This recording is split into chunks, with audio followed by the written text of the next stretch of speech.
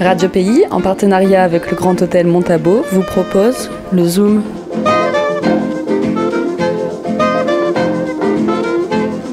Aujourd'hui, l'enquête Guyaconso. Bonjour Timothée, ce mercredi, une chronique qui va nous parler de sciences sociales et de santé alimentaire. Et oui, tout à fait, puisqu'aujourd'hui on va s'intéresser à un projet de recherche en pleine phase de terrain, en plein cœur des rues guyanaises. Mais encore, c'est quoi ce projet exactement ? Eh bien ce projet, son nom c'est Guyaconso, un projet qui est coporté par le CH de Cayenne et l'IRD, avec le soutien de l'ARS, et qui, comme son nom l'indique, s'intéresse à la consommation des Guyanais. Et pas n'importe laquelle, la consommation alimentaire principalement. Ce projet, dont les bases de réflexion ont été lancées en 2015, avant d'être retardé par le Covid pendant 2 ans, est issu d'un besoin de compléter des données liées à la santé alimentaire de la population, des données qui sont récoltées depuis maintenant une dizaine d'années dans tous les autres dômes de l'Hexagone, à l'exception de la Guyane. Et en quoi ces données sont-elles si importantes ? Alors, elles le sont car des études parcellaires qui ont été réalisées autour de d'autres thématiques ont révélé au cours des dernières années des débuts de pistes inquiétants, notamment sur l'état de santé de la population guyanaise, qui semble en fait plus touchée par le surpoids, l'obésité ou par des maladies chroniques comme le diabète que le reste de la moyenne française. Alors, pour rappel, une maladie chronique, lorsqu'on la contracte, on doit être soigné toute sa vie après. Donc par exemple, quelques exemples, 23% des femmes seraient en situation d'obésité en Guyane, c'est beaucoup plus faible en France, 26% souffriraient d'hypertension et 12% de diabète, des prévalences donc beaucoup plus élevées qu'en Hexagone, où ces chiffres sont respectivement de 17 et de 7%. Et donc ça c'est inquiétant, mais le plus problématique est que la Guyane ne dispose d'aucune information objective sur les raisons de ces possibles mauvaises conditions de santé. Et c'est donc dans ce cadre que s'inscrit cette recherche. Elle a pour objectif de faire un état des lieux de la santé de la population, mais aussi d'explorer le mode de vie des habitants afin d'essayer de déterminer les causes de l'éventuelle existence de problèmes de santé plus récurrents. Et c'est l'objectif de cette étude. La Guyane aura à terme une meilleure idée de son état de santé et pourra commencer à travailler sur des pistes pour l'améliorer, grâce aux leviers d'action que mettra en valeur la recherche scientifique. Ces leviers d'action, ils peuvent être très différents, très variés, selon les causes identifiées de la mauvaise santé de la population guyanaise. Et quelles peuvent être ces causes, globalement ? Elles peuvent être de 2 natures. L'alimentation d'abord, évidemment, c'est l'un des principaux facteurs, mais ce n'est pas le seul. Pour vraiment schématiser, soit on a un problème d'entrée, soit on a un problème de sortie.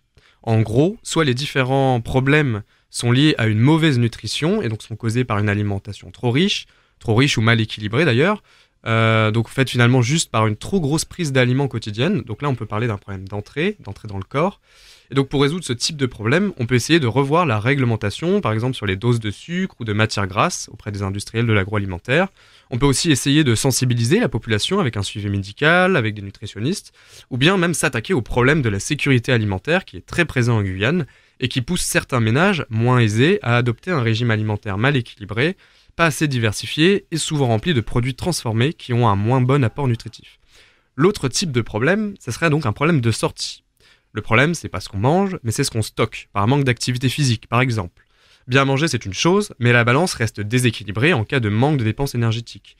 Donc ça fait aussi partie des informations que l'étude Guyaconso va chercher à récolter.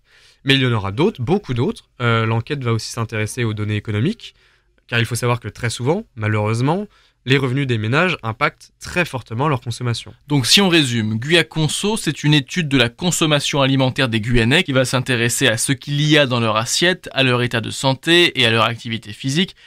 Mais comment toutes ces données vont être recueillies ? C'est quoi la méthodologie du projet ? C'est une sacrée paire de manches pour aller chercher ces infos. En fait, ce sont des enquêtes qui sont qui sont très compliquées à mener. Dans un premier temps, après des discussions préliminaires avec des associations locales, des enquêteurs ont été formés pendant plusieurs semaines pour réaliser des entretiens avec la population. Ces enquêteurs, ils vont donc sillonner le terrain d'études pendant 6 mois dans l'objectif d'interroger 1600 ménages. Ce terrain d'études, pour des raisons pratiques, il va d'abord se concentrer sur les grands espaces urbains du littoral, avec un début d'enquête qui a été initié à Cayenne en novembre. Et donc ainsi, à l'intérieur des espaces urbains, ce qu'on appelle des iris, qui sont définis par l'INSEE, ont été tirés au sort. Les iris, ce sont des secteurs qui découpent les espaces urbains. Par exemple, Cayenne est divisée en une petite vingtaine d'iris. Au sein de ces iris, on va tirer aléatoirement toujours des points GPS autour desquels les enquêteurs vont aller interroger des ménages, 5 maximum. En fait, c'est toujours, comme vous avez pu le remarquer, le hasard qui régit les choix dans ce type d'enquête. Ça permet en fait de garantir la qualité de l'échantillon étudié. Donc, l'enquêteur va venir frapper chez le ménage, il va tirer au sort un adulte de plus de 15 ans et un enfant entre 5 et 14 ans si c'est possible. Il va programmer un rendez-vous avec la ou le où les personnes interrogées, tirées au sort, si elles ne sont pas disponibles ou si elles sont absentes, c'est pas grave, on réalise l'enquête plus tard. Donc ça dure à peu près 1 heure pour les adultes, 30 minutes pour les enfants. On va prendre la tension, le poids, la taille et surtout, on va faire ce qu'on appelle un rappel des 24 heures. Alors ce rappel des 24 heures, qu'est-ce que c'est? En fait, ce rappel des 24 heures, il va s'intéresser précisément à ce qu'a exactement consommé l'enquêté au cours des dernières 24 heures, en se servant de balance, des étiquettes de produits, etc. Bref, en fait, on s'intéresse à ce qu'on appelle la recette des repas. Ici, quand on parle de recettes, pas d'inquiétude, les enquêteurs ne vont pas vous piquer vos meilleures recettes secrètes, mais ils vont en fait plutôt définir très précisément la quantité des ingrédients qui sont utilisés dans les plats. Pour une partie des interrogés, il y aura même une deuxième visite qui se fera parfois pour refaire un test, un rappel des 24 heures sur une autre journée, afin de calculer la variabilité par exemple entre les jours de la semaine et les jours du week-end, où l'alimentation peut varier, et ce qui en fait va permettre de mieux comprendre ce que représentent exactement les données récoltées, leur taux de variabilité. Et ces données sont-elles anonymes? C'est important de le préciser, elles sont totalement anonymes. Pour des raisons légales déjà, mais aussi parce que cette enquête est ce qu'on appelle une enquête quantitative. Les données recherchées sont en fait assez basiques. Leur intérêt ne réside pas tant dans leur complexité que dans le fait qu'elles sont censées être représentatives d'une forme de vérité, de tendance au sein de la population. En fait, on cherche juste à faire un état des lieux avec un échantillon qui peut sembler élevé, mais qui en réalité est assez réduit. 1600 ménages, donc environ 2400 personnes en fait à terme d'interroger, c'est assez peu si par exemple on cherche à découper ce chiffre par commune. Donc on ne va pas s'intéresser par exemple aux spécificités de l'alimentation de tel ou tel quartier ou de telle ou telle communauté urbaine, ça n'a pas d'intérêt. Sinon c'est une autre forme de démarche qui aurait été mise en place, une enquête qu'on aurait dite qualitative, qui elle ne se repose pas sur le nombre de répondants, mais plutôt qui se base sur des entretiens en fait plus poussés, qui sont à la recherche de discours, d'explications, qui vont compléter des enseignements d'une enquête quantitative qui justement doit être réalisée en amont.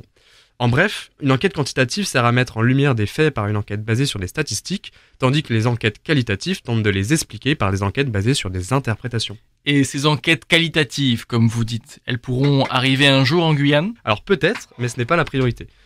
Cette enquête quantitative, qui est donc la première en Guyane, déjà coûte très cher, à peu près 500 000 €, et même si c'est beaucoup d'argent, ça ne couvre pas l'entièreté du territoire. Il faudra donc la compléter au plus vite avec d'autres enquêtes qui vont s'intéresser aux pratiques des communes de l'intérieur, à celles également des territoires ruraux, pour avoir une meilleure photographie statistique de la santé alimentaire des Guyanais. Ensuite, et seulement ensuite, pourquoi pas. En attendant, cette enquête quantitative va récolter des informations qui permettront notamment d'étudier les différences de consommation et de santé entre les hommes et les femmes guyanaises, par exemple, ou alors va plutôt se concentrer sur le niveau de vie, car comme je l'ai dit, on récolte des informations de type socio-démographique. En tout cas, si on sonne à votre porte avec un t-shirt Guyaconso, surtout n'hésitez pas, les informations sont bien anonymes, aucun prélèvement de sang ou autre n'est réalisé, et comme je l'ai dit, c'est une enquête qui est assez difficile à mettre en place, assez difficile à mener pour les enquêteurs, donc si jamais ils viennent taper à votre porte, réservez-leur le meilleur accueil.